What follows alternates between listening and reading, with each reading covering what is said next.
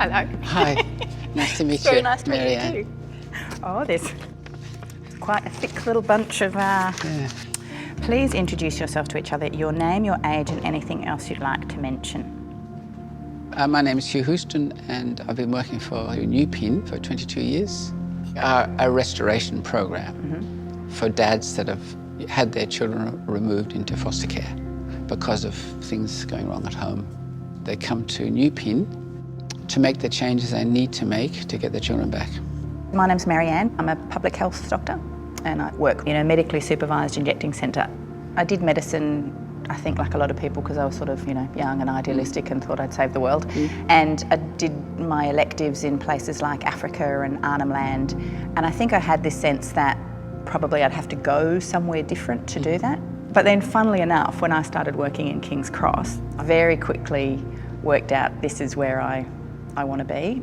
Everybody took pride in making the place and the interaction and the environment so welcoming that we thought we'd had a victory when somebody stayed rather than if they left. I think one of the most important things for me is when a dad comes to the door that I listen to his story, I believe his story, and I see him as an equal person without judgment or prejudice.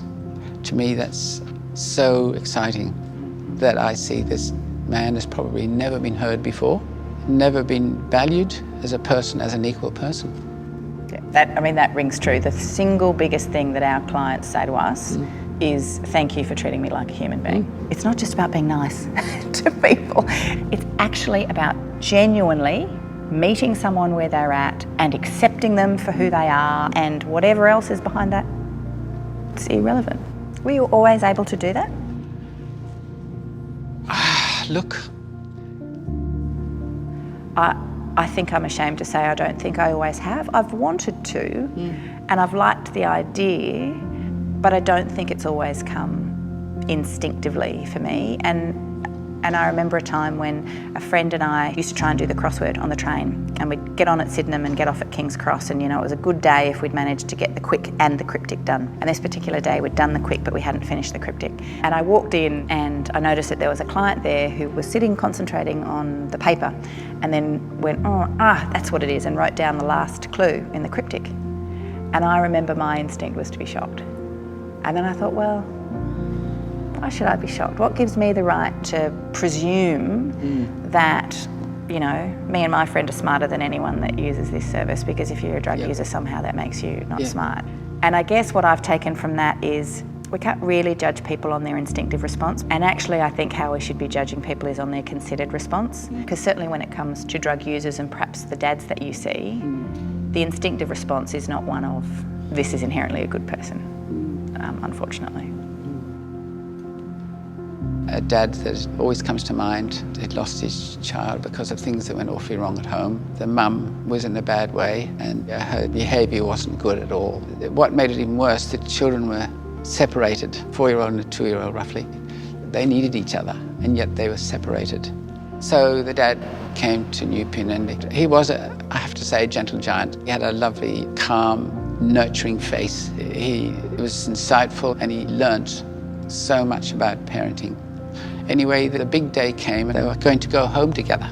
So the children arrived, Dad was standing at the door, blocking the sunlight, and they arrived. And he was able to tell them at that point that they were going home together. And Dad said, let's go home. And the little boy went for the little girl's hand. Took her hand, because he was so protective of his little sister. And they walked through the door.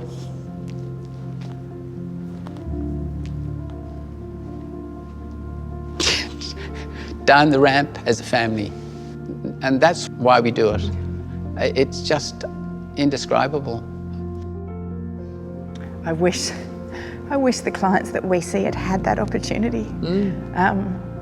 They're telling me those stories 10 or 15 or 20 years later. And you do anything to be able to go back and change some of what has happened, because you talk about how painful it is, and opiate drugs treat pain, and opiates have always been the most common drug that we see injected at our centre, because by and large people are self-medicating their pain. And it breaks my heart that I see the other end of the the line. There was a moment when society cared about them because they were an innocent child, and there'd be an outpouring of grief if we discovered a case where they'd died or there'd been terrible neglect, and we'd all, as a society, want to do something to help them. And then they grow up, and then suddenly we don't care anymore. We've lost the empathy that we had for them as a child. And that's what we often say to the dads too. If you could be sitting here and your child was a young adult, how do you think he'd see you? And that helps them to think, oh yes, I could do a better job here, I better try harder. It makes me almost want to come and work. Like people say, you know, you clearly love what you do, Marianne, and you're clearly very passionate about it. You know, do you ever think you'll leave? The only thing that I would want to do, apart from what I do, is start in those beginning few years, because that's actually how you stop people. Like if I could do myself out of a job, I really want to come out and visit. I'd love you to. Yeah, I'd love you to.